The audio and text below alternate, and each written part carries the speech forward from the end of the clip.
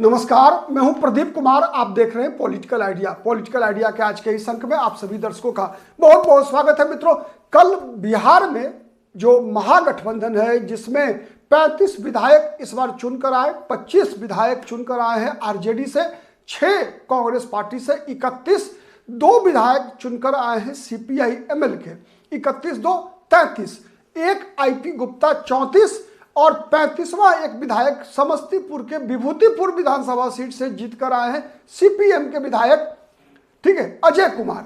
ठीक है, अब इन सभी उन 35 विधायकों को एक महागठबंधन का नेता चुनना था और उसके लिए बैठक आयोजित की गई थी तेजस्वी यादव के आवास पर।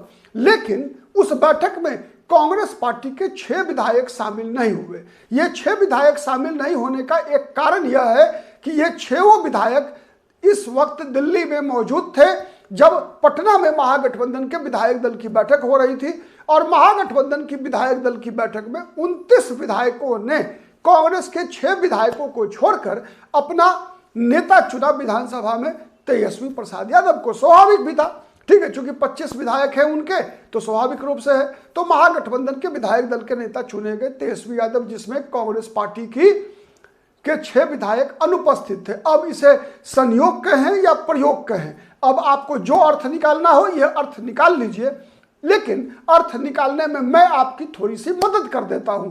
मदद ये कर रहा हूं मैं कि कांग्रेस पार्टी ने स्पष्ट इशारा कर दिया है दिल्ली में, जब समीक्षा बैठक लगातार 3 दिन की राहुल गांधी के साथ चलती रही, उस बैठक में यह स्पष्ट इशारा कांग्रेस पार्टी ने कर लिया है, दे दिया है कि अब बिहार में कांग्रेस का रास्ता आरजेडी से अलग चलेगा।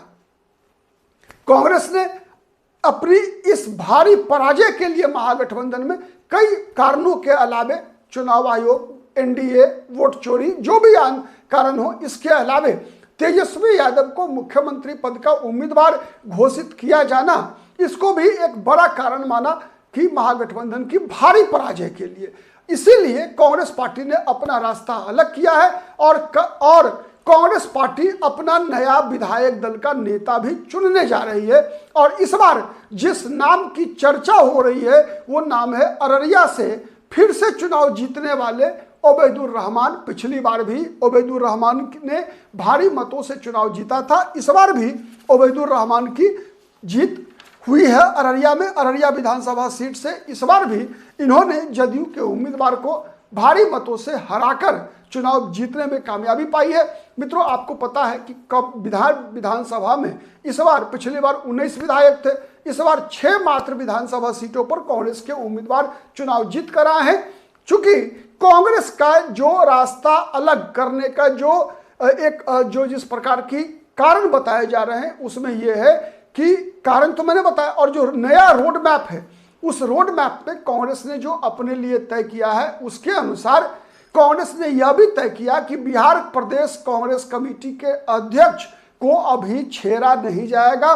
मतलब राजेश राम ही प्रदेश अध्यक्ष के रूप में कंटिन्यू करेंगे और नेता विधायक दल ओबैदुर रहमान इसलिए होंगे कि कांग्रेस जो भविष्य की राजनीति के लिए जो समीकरण के आधार पर राजनीति करने का एक प्रकार से तय कर चुकी है, उसमें दलित और मुस्लिम, मैं पहले से भी कहता रहा हूं, चुनाव से पहले भी मैंने कहा था कि दलित मुस्लिम राहुल गांधी के एजेंडे में बिहार की राजनीति में सबसे ऊपर है, पहले नंबर पर है।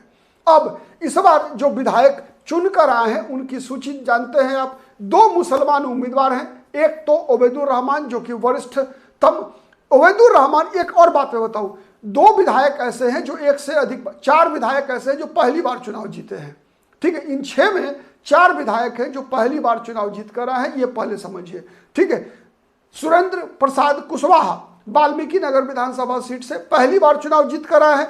अभिषेक रंजन चनपटिया विधानसभा सीट से ये पहली बार चुनाव जीत कर आए हैं। फारबिसगंज के विधायक मनोज विश्वास पहली बार चुनाव जीत कर आए हैं। मोहम्मद कमरुल होदा किशनगंज विधानसभा सीट से जो चुनाव जीते हैं ये भी पहली बार चुनाव जीत कर आए हैं। ओबैदुर रहमान दूसरी बार जीते हैं और सब वरिष्ठतम विधायक हैं वैसे मनोहर प्रसाद सिंह जो कि मनिहारी विधानसभा सीट कटिहार से जीत कर आए हैं। लेकिन जो कांग्रेस की भविष्य की राजनीति बिहार में जो प्लानिंग कांग्रेस की है उसमें ये फिट नहीं बैठ रहे हैं। इसलिए नहीं बैठ रहे हैं कि ये एसटी एसटी मतलब अनुसूचित जनजाति समुदाय से आते हैं, आदिवासी समुदाय से आते हैं, जिसकी बिहार में जो सामाजिक समीकरण है उसके आधार पर आदिवासियों का मत बहुत ही कम है। कटिहार का बराड़ी विधानसभा, मनिहारी विधानसभा सीट है, उसके अलावा बगहा विधानसभा सीट है, फिर बांका जिला में कटोरिया विधानसभा सीट है। तो 2 विधानसभा सीट इनके लिए सुरक्षित है, कटोरिया बांका और मनिहारी कटिहार। लेकिन जहां तक आबादी की बात है तो 10 विधानसभा सीट ऐसे होंगे जहां पर कि ये कुछ हद तक मैं बता रहा हूं रिजल्ट को प्रभावित करने में सक्षम है। तो इसीलिए इस आधार पर मनोहर प्रसाद सिंह का नाम कट रहा है। वैसे मनोहर प्रसाद सिंह 4 बार चुनाव जीत चुके हैं, वरिष्ठतम विधायक हैं इस कांग्रेस विधायक दल में मनोहर प्रसाद सिंह। लेकिन इनके बदले ओबैदुर रहमान, इनके बाद दूसरे नंबर पे आते हैं ओबैदुर रहमान, और तो इसीलिए वरिष्ठतम भी है मनोहर प्रसाद सिंह के बाद। दूसरा, कांग्रेस की जो भविष्य की राजनीति है उसमें दलित मुस्लिम पहले पायदान पे है, तो दलित ऑलरेडी एक प्रदेश अध्यक्ष है राजेश राम। उसके बाद एक मुसलमान चेहरा ओबैदुर रहमान के रूप में कांग्रेस विधायक दल का नेता बनाने जा रही है, ठीक है। और इसके अलावा जो कांग्रेस के और जो विधायक जीत कर आए हैं उसमें देखिए सुरेंद्र प्रसाद कुशवाहा, ये कुशवाहा समाज से आते हैं। प्रायः कुशवाहा वोट गैर कांग्रेसी खेमे के पाले में लगातार रहा है। आजादी के बाद से लेकर अब तक देखेंगे अगर तो कुशवाहा समाज लगभग ये त्रिवेणी सेना का अंग रहा है। त्रिवेणी सेना मतलब यादव, कुर्मी और कुशवाहा, ये पारंपरिक रूप से आजादी के बाद से ही लगभग कांग्रेस विरोधी खेमा रही है। विरोधी मतलब पहले समाजवादियों के साथ, जनसंघ के साथ ये वोट बैंक लगातार रहा है। अभी भी देखेंगे आप तो ये वोट बैंक प्रायः एनडीए के साथ है, नीतीश कुमार, और अब तो सम्राट चौधरी के आने के बाद भी कुशवाहा मत लगभग बीजेपी के साथ गोलबंद होता हुआ दिख रहा है। दूसरे विधायक है चनपटिया विधानसभा सीट से अभिषेक रंजन, ठीक है। अभिषेक रंजन ने बीजेपी के उमाकांत सिंह को हराया है। इसी विधानसभा सीट से प्रसिद्ध यूट्यूबर जनसुराज के टिकट पर लड़ रहे थे मनीष कश्यप, ठीक है। तो ये जो अभिषेक रंजन है ये कलवार जाति से आते हैं। कलवार जाति भी आपको पता है बीजेपी का बड़ा वोट बैंक है। संजय जायसवाल, दिलीप जायसवाल, तारकिशोर प्रसाद, ये सब बीजेपी का बड़ा लगातार परमानेंट वोट बैंक आप एक तरह से कह सकते हैं। इसके बाद मनोज विश्वास फारबिसगंज से, प्रायः फारबिसगंज विधानसभा सीट लगातार कांग्रेस पार्टी मुस्लिम उम्मीदवार दिया करती थी। इस बार एक अति पिछड़ा उम्मीदवार कांग्रेस ने दिया और कांग्रेस इस सीट को बीजेपी से छीनने में, विद्यासागर केसरी को हराने में सक्षम हुई। उसके पीछे सबसे बड़ा कारण यही था कि कांग्रेस पार्टी ने एक नए सामाजिक समीकरण को फारबिसगंज की राजनीति में जन्म दिया। और मनोज विश्वास अति पिछड़ा समाज से आते हैं, कामत जाति से आते हैं और चुनाव जीतने में कामयाब रहे, ठीक है। ओबैदुर रहमान के बारे में मैं बता चुका हूं। कमरुल होदा पिछली बार लड़े थे AIMIM की टिकट पर, ठीक है।